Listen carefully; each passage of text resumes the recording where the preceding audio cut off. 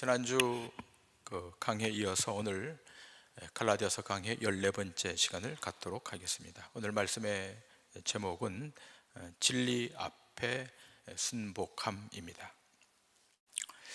지난주 강해 설교의 주제는 법이 아닌 사랑으로 였는데요, 오늘 말씀과 긴히 연결되어 있기에 머릿속에 염두에 두시고 오늘 말씀에 집중해 주셨으면 좋겠습니다.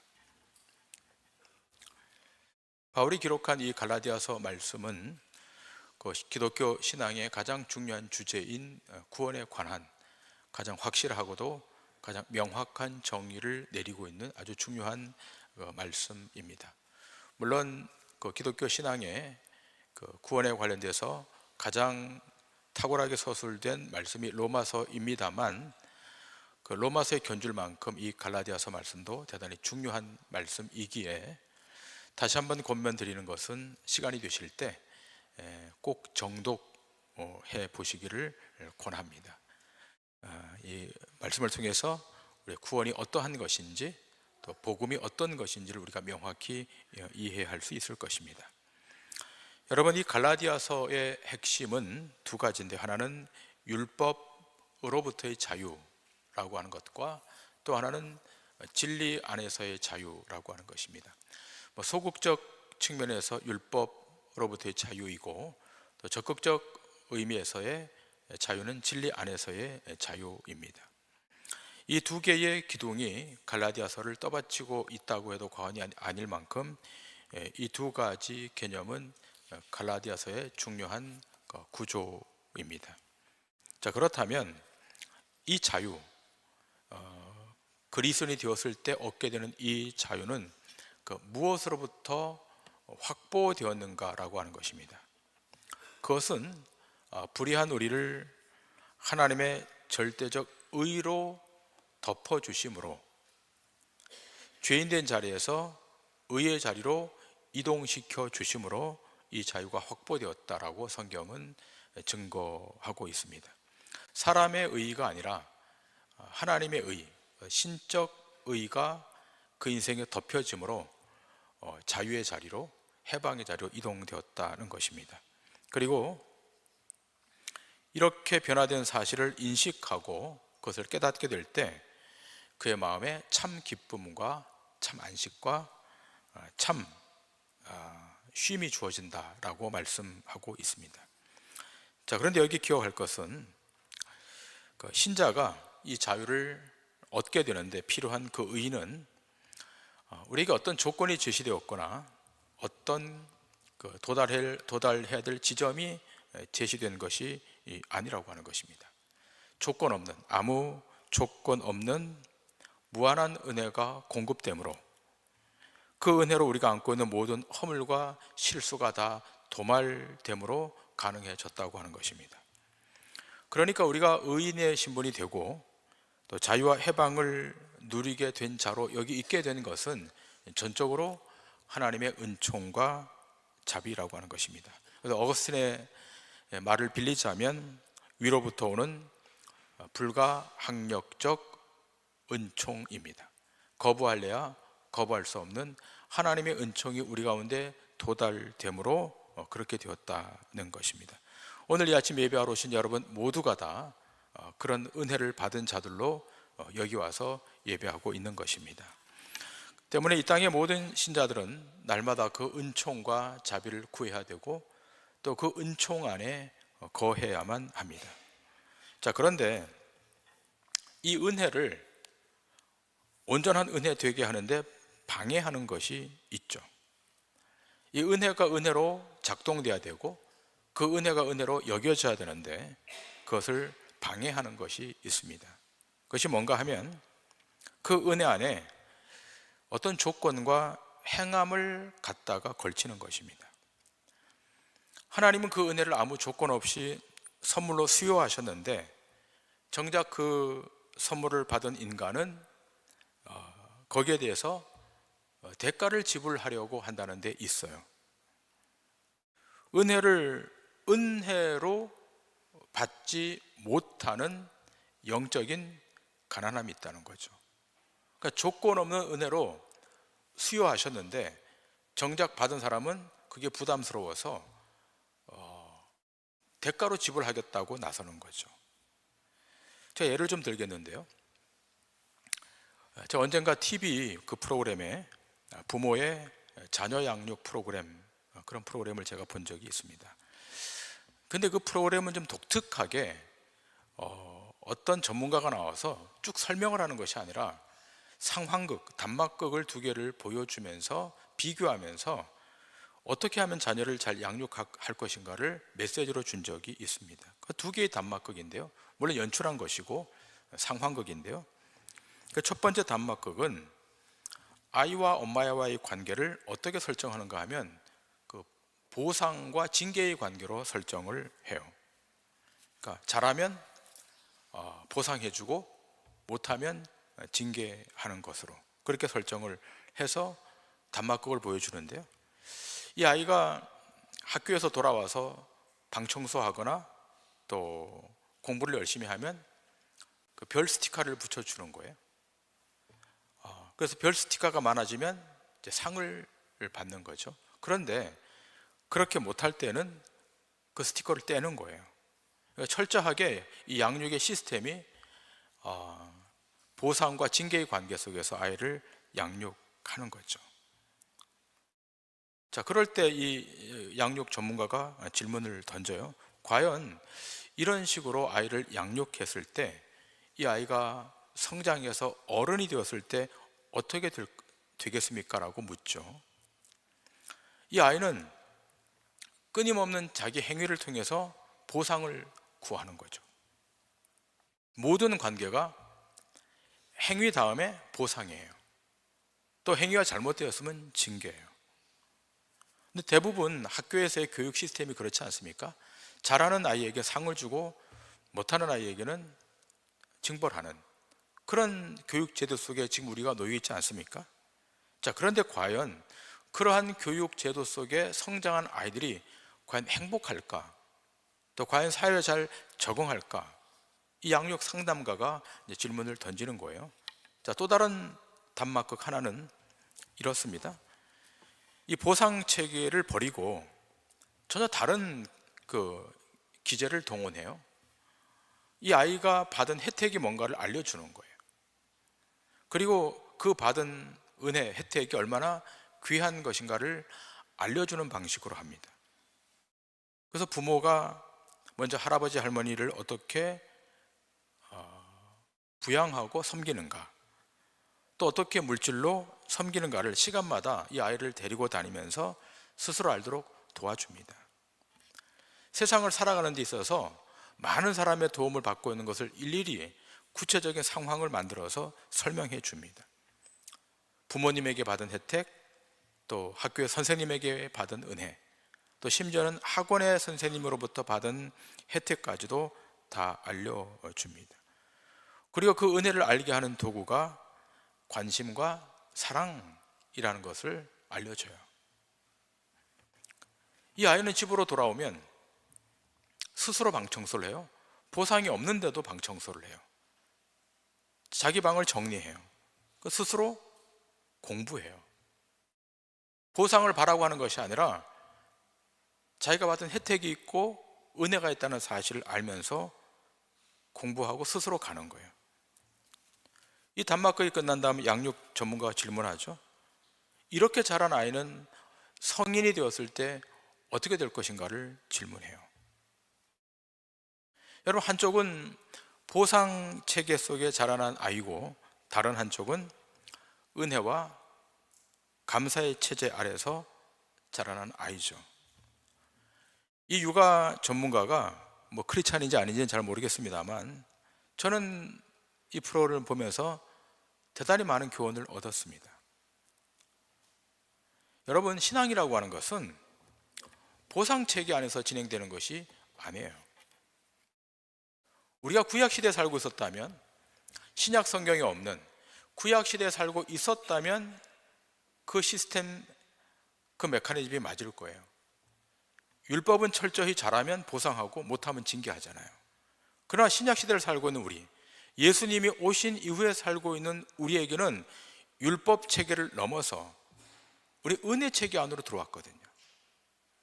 여러분과 저는 은혜의 체계 아래 사는 놀라운 하나님의 은혜를 받은 존재들로 이 아침 예배하고 있고 신앙생활을 하고 있는 것입니다. 잘하면 상 받고 못하면 징벌 받고가 아니죠. 법을 넘는 거예요. 그래야 참 희열이 있고 참 기쁨이 있고 참 안위가 있는 겁니다. 제가 지난주에도 말씀드린 바와 같이 어떤 가정에 매뉴얼이 있어요. 법체계가 있어요. 아이들이 밖에 나갔다 돌아오면 그 가정은 법체계로 돌아가요. 그걸 안 지키면 문제가 되는 그런 가정이 있다고 한번 가정해 보십시다. 얼마나 경직되어 있을까요? 신앙생활은 그렇지 않습니다. 물론 율법이라고 하는 체계가 있지만 인간은 그 율법의 체계를 다 이행해낼 수 없기 때문에 하나님께서 아시고 은혜로 덮으셨죠. 어떤 은혜로 덮으셨습니까? 예수 그리스도를 십자가에 못 박아 달려 돌아가게 하시는 그 구속의 은혜로 덮으신 거예요. 그렇게 해서 구원받은 자들이 여러분과 저입니다. 지금 바울이 이 부분을 가지고 갈라디아 교회 성도들에게 도전을 하고 있는 거예요. 그 유대인들과 지금 논쟁을 벌이고 있는 거죠. 자, 그러면서 지금 바울이 할례를 꺼내고 있어요. 여러분, 말씀드린 바와 같이 유대인의 정체성을 규정하는 두 개의 개념이 있죠. 하나는 할례고 또 하나는 율법이죠. 이스라엘 백성들은 출생하면 난지 8일 만에 할례를 받게 되고, 할례를 받은 유대인들은 자동적으로 율법을 특권으로 부여받죠. 그러니까 유대인이면 난지 8일 만에 할례 받아야 되고, 할례 받은 모든 유대인들은 율법을 특권으로 부여받죠. 자, 그런데 이스라엘 백성들이 난지 8일 만에 할례를 받게 했던 그 근원적 근본적 의의는 뭐죠? 할례를 받는 그 표징을 보고 너는 하나님의 백성이야. 네가 하나님의 백성 될 때 너 선택으로 백성된 것이 아니라 야훼 하나님이 선택해 주셔서 하나님의 백성이 된 거야의 징표가 할례인 거예요. 이게 원래 뜻이 그런 거예요. 네가 할례 받은 것을 볼 때마다 하나님 너를 강권적으로 선택해 주셨고 은혜를 부어 주셔서 하나님 백성 된 거야. 이게 본래 취지거든요. 자, 그런데 시간이 지나가면서 이 할례가 자신들만의 천부적 특권으로 여긴 거예요. 이것이 우월감으로 작동하기 시작해요. 자신들은 구원받을 만한 조건이 원래부터 구비되어 있었기 때문에 우리는 율법을 받은 자들이고 하나님의 백성이야. 우리는 이방인들과는 다른 특별한 DNA를 가진 존재들이야. 이걸로 변질됐다는 거거든요. 그리고 이들이 율법을 받았기 때문에 율법은 지키는 데 의의가 있지 않겠습니까? 그러니까 이스라엘 백성들은, 유대인들은 열심히 율법을 지키죠. 이들에게 처음 주어졌던 율법은 10계명이었죠. 10가지밖에 없었어요, 계명이. 자, 그런데 시간이 지나면서 그 10가지 10계명이 몇 개로 바뀝니까? 100개로, 200개로, 300개로 바뀌어요. 아니, 10가지만 하나님이 주셨으면 10가지만 잘 지키면 되는데 문제는 그 10가지조차도 못 지키는 거예요. 죄의 항목이 늘어나니까 율법의 항목도 늘어나서 이스라엘 백성들이 율법을 지키지 못하는 딜레마에 빠지는 거예요. 그럼에도 불구하고 그들은 선택받은 하나님의 백성이라고 하는 이유로 율법을 끊임없이 지키는데 문제는 뭐죠? 그 율법을 다 지키는 유대인들이 없다고 하는 거예요. 바울도 그랬으니까. 끊임없는 내적 갈등이 있었던 거죠. 자, 그런데 바울이 다메섹 도상에서 주님을 만남으로 말미암아 하나님의 은혜가 그 안에 도달함으로 말미암아 구원은 율법을 행함으로가 아니라 구원자의 은혜가 와야 된다는 사실을 알게 되죠. 그 자기 삶이 변화되잖아요. 그리고 율법 체계를 손에서 놓습니다. 생명은, 구원은 행함으로가 아니라 은혜가 와야 하는 것으로 이해합니다. 여러분과 저의 구원도 마찬가지예요. 우리가 뭔가를 행해서 구원을 얻은 것이 아니라 하나님의 은혜가 내 삶 안에 도달함으로 구원이 시작되었고 진행되었고 완성된 거예요. 갈라디아 교회는 하나님의 은혜로 세워진 이방인 교회 아니겠습니까? 바울이 개척했을 때 복음으로 시작된 교회가 갈라디아 교회예요. 그런데 어느 날 이 갈라디아 교회 안에 다른 복음이 들어왔어요. 그 다른 복음이란 율법 체계를 지켜야, 율법 체계를 붙들어야 구원이 완성된다고 하는 이상한 다른 복음이 들어옴으로 갈라디아 교회를 흔들어 놓는 거예요. 그래서 바울이 지금 이렇게 이야기하죠. 갈라디아 교회를 향해서 5장 4절에 율법 안에서 의롭다함을 얻으려 하는 너희는 그리스도에게서 끊어지고 은혜에서 떨어진 자로다. 지금 갈라디아 교회 상황을 지금 직시하는 거죠. 율법 안에서 의롭다함을 얻으려 하는 너희는 그리스도에게서 끊어졌고 은혜에서 떨어졌다는 거예요. 원래는 그렇지 않았는데, 원래 갈라디아 교회는 그리스도에게 연결되어 있고 은혜로 충만한 교회였는데, 시간이 지난 갈라디아 교회는 그리스도에게서 끊어지고 은혜에서 떨어졌다. 여러분, 누가 비극적인 사람입니까? 그리스도에서 끊어진 사람, 은혜에서 떨어진 사람이 비극적 인생을 사는 사람이에요. 여러분과 제가 오늘 이 아침 예배하고 있는데요, 여러분과 저는 지금 어디에 붙어 있는 인생이죠? 하나님의 은혜에 붙어 있는 인생이에요. 하나님의 은혜의 연결고리에 연결되어 있는 자들이 우리들입니다. 만일 우리가 하나님의 은혜의 연결고리에서 끊어졌다, 가장 비참해질 거예요. 근데 지금 갈라디아 교회가 은혜에서 떨어졌다는 거예요. 그리스도에서 끊어졌다는 거예요. 은혜에 매칭되어 있는 사람, 은혜에 붙어 있는 사람, 은혜의 통로에 연결되어 있어서 강물 같은, 폭포수 같은 은혜가 공급되는 그 인생이 가장 강력하고 가장 부유한 겁니다. 교회가 왜 영광스러운 겁니까? 교회가 왜 존귀한 겁니까? 하늘로부터 오는 은혜의 통로에 은혜가 흐르고 있기 때문에 그런 거예요. 은혜의 관이 여기 연결되어 있다니까요. 하늘로부터 놀라운 은혜, 신비한 은혜가 그 관을 통해 오늘 예배하는 이 공동체 안으로 흘러 들어오기 때문에 교회는 영광스러운 겁니다. 신자 각자의 삶이 왜 귀한 거고 왜 영광스러운 겁니까? 은혜의 관이 여러분의 내면 안에 연결되어 있거든요. 신비한 하나님의 신적 은혜가 여러분 내면에, 여러분의 영혼에 지금도 쉼없이 그 은혜가 공급되고 있기 때문에 신자된 여러분은 존귀한 거예요. 자, 그런데 지금 갈라디아 교회는 어떻게 해요?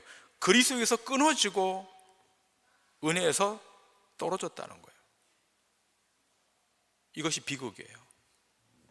교회 포메이션 형태는 있어요. 교회 구조는 있어요. 그런데 은혜가 흐르질 않아요. 여러분, 은혜가 끊어지게 되면 그 다음에 무엇이 나타나죠? 황폐함이에요. 건조함이에요. 그 다음부터 나타나게 되는 신앙의 특징이 좀 뭐죠? 자기 자랑이에요. 반대로 은혜가 풍성했을 때는 누구만을 고백하죠? 그리스도만을 고백하고 그리스도의 영광만을 간증하잖아요. 그러니까 은혜가 단절돼 버리면 황폐해지게 되고, 황폐해지게 되면 결국 자기를 드러내는 거예요. 그 바울은 7절 이렇게 말하고 있지 않습니까? 너희가 다름질을 잘 하더니. 자, 상징적인 이야기를 하고 있는데, 자, 지금 그렇다면 갈라디아 교회 성도들이 어떤 다름질을 잘 했길래 이렇게 말하고 있죠? 하나님의 은혜와 긍휼을 증거하고 드러내는 그런 신앙적 성숙의 다름질을 했는가? 아니죠. 자기 의를 드러내는, 자기를 자랑을 하는 다름질을 했다는 거예요. 은혜의 관이 막혀버리면 은혜의 통로가 막혀버리면 이렇게 황폐해지는 거예요. 여러분, 그럴 때가 있지 않습니까? 어느 날 수도를 틀었는데, 밸브를 틀었는데 물이 안 나와요. 설거지를 해야 되는데, 목욕을 해야 되는데 물이 안 나와요. 그래서 수도국에 전화했더니 가정으로 도달되는 그 관 중간에 관이 끊어졌다는 거예요. 파괴됐다는 거예요. 복구하고 있으니까 기다리라는 거예요. 한두 시간이면 될 줄 알았는데 하루 종일 기다려도 안 나와요. 얼마나 불편해요. 근데 그 수돗물이 하루가 아니라 한 달 동안 도달되지 않는다고 생각해 보세요. 얼마나 불편하고 얼마나 힘들겠어요. 신자의 영혼에 하나님의 은혜가 도달이 안 되는 거예요. 하나님의 자비가 공급이 안 되는 거예요. 살아있는 것 같은데 사실은 그 내면과 영혼은 황폐하죠. 사막화되어 있어요. 그러면 누굴 나타내죠? 자기를 드러내요. 그걸 어떻게 해요?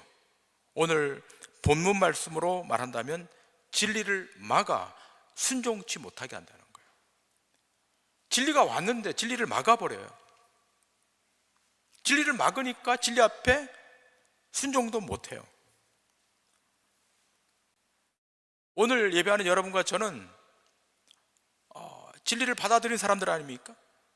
그 진리 앞에 무릎을 꿇은 사람들 아닙니까? 어떻게 가능했죠? 진리를 받아들이고 진리 앞에 무릎을 꿇을 수 있는 유일한 방법은 은혜 속에 내가 있어야 되는 거예요. 은혜 안에서 진리를 진리로 인식하지, 은혜가 도달하지 않으면 진리를 진리로 인식을 못하는 거예요. 이성으로, 합리성으로 진리를 진리로 받아들일 수 있는가? 머리로는 받아들일 수 있는데 영혼으로는 못 받아들이는 거예요.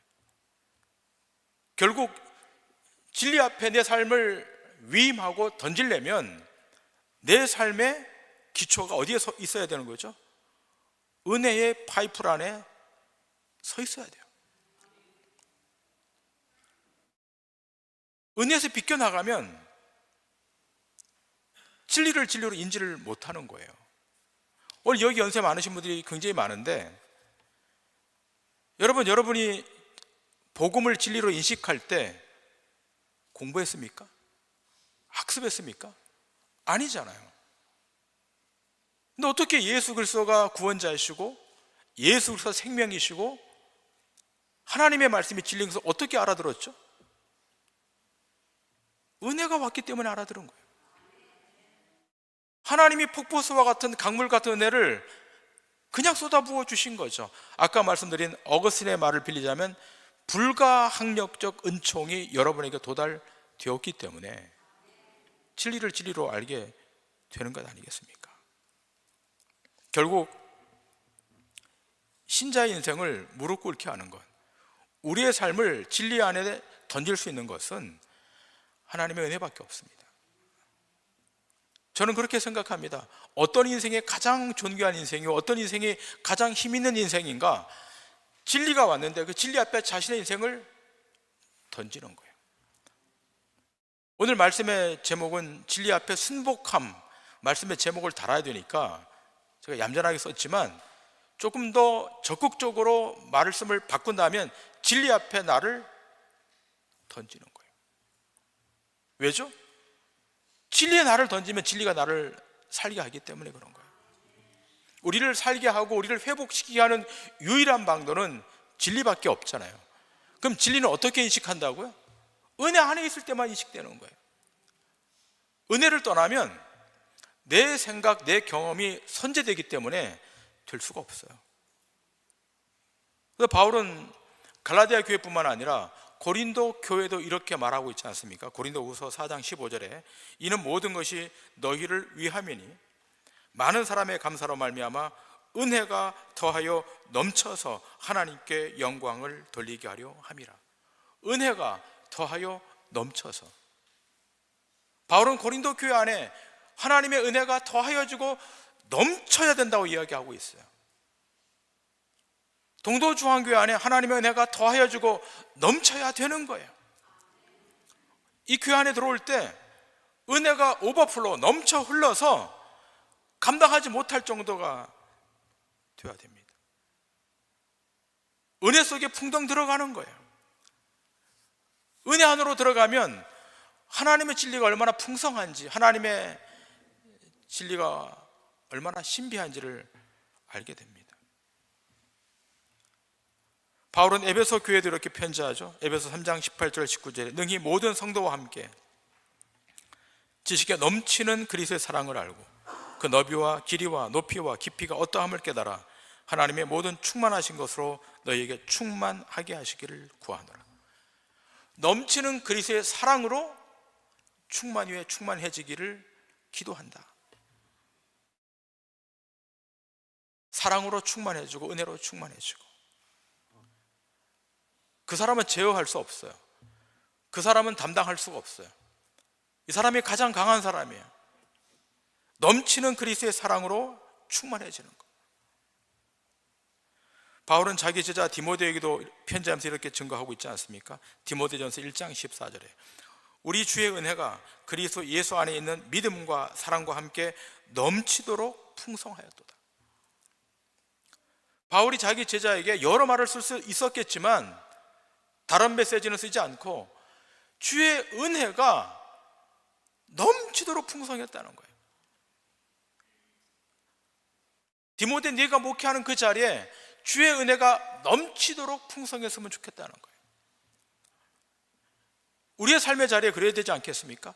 넘치도록 풍성한 은혜가 차고 흘러 넘치는 거예요. 내가 발을 디는 그곳에 은혜가 넘쳐 흘러요. 우리 가정에 하나님의 은혜가 넘쳐 흐르고 있어요. 우리 직장에 하나님의 은혜가 넘쳐 흐르고 있어요. 그 은혜가 흘러 넘칠 때 진리가 되고 진리의 빛이 드러나는 거예요. 세상이 문제가 아니거든요. 세상의 어둠이 문제가 아니라 그리스도의 빛이 드러나지 못하는 것이 문제인데, 왜 그리스도의 빛이 드러나지 못하는 거죠? 은혜가 소멸되었기 때문에, 은혜의 힘이 약화되었기 때문에 그러는 거예요. 결국 우리의 싸움은 다른 데 있지 않죠. 은혜 속에 얼마나 진리로 인식하느냐에 있는 거예요. 우리는 우리의 생명을 살리는, 우리의 인생을 살리는 복음 앞에 우리가 서 있잖아요. 또 그 복음이 우리를 장악하고 있잖아요. 그러므로 신앙의 참 복음 뭔가 하면 은혜 안에 있는 그 진리가 나를 통치하는 거예요. 진리가 나를 이끌어가는 거예요. 그 인생은 가장 행복한 인생입니다. 여러분과 저는 그 진리에 의해서 인생의 여정을 가고 있는 하나님의 백성들입니다. 바울은 고린도후서 13장에서 이렇게 말씀을 증거하고 있죠. 13장 8절과 9절의 말씀, 우리 다 같이, 우리 큰 소리로 다 같이 한번 읽겠습니다. 시작. 우리는 진리를 거슬러 아무것도 알 수 없고 오직 진리를 위할 뿐이니 우리가 약할 때 너희가 강한 것을 기뻐하고 또 이것을 위하여 구하니 곧 너희가 온전하게 되는 것이라. 아멘. 진리를 거슬러 아무것도 할 수 없고 오직 진리를 위할 뿐이다. 진리를 거슬러서는 우리가 할 수 있는 것이 없어요. 반대로 진리를 따라가면 모든 것을 알 수 있어요. 결국 그 진리는 은혜 안에 거할 때 진리를 진리로 인식하고 받아들입니다. 여러분의 삶이 그러셔야 돼요. 우리가 은혜 안에 기초할 때 하나님의 진리는 강력한 힘을 발합니다. 위기도 문제도 고난도 우리가 은혜 안에 거할 때 그 진리가 그것을 넘게 하는 겁니다. 극복하게 하는 것입니다. 오늘 갈라디아 교회는 이 지점에 봉착해 있는 거예요. 은혜로 진리를 인식하고 그 진리로 뛰어넘어야 되는데, 자유해야 되는데 다른 복음이 들어와서 이들의 발목을 잡고 있는 거예요. 바라기는 폭포수와 같은 은혜, 강물 같은 은혜가 여러분의 내면에, 여러분의 영혼에 다시 공급되는 축복이 있길 바랍니다. 그래서 그 은혜의 능력으로 진리를 붙잡고 믿음으로 행하여 세상 앞에 승리하는 믿음의 권속들 다 되시기를 주님의 이름으로 간절히 축원합니다.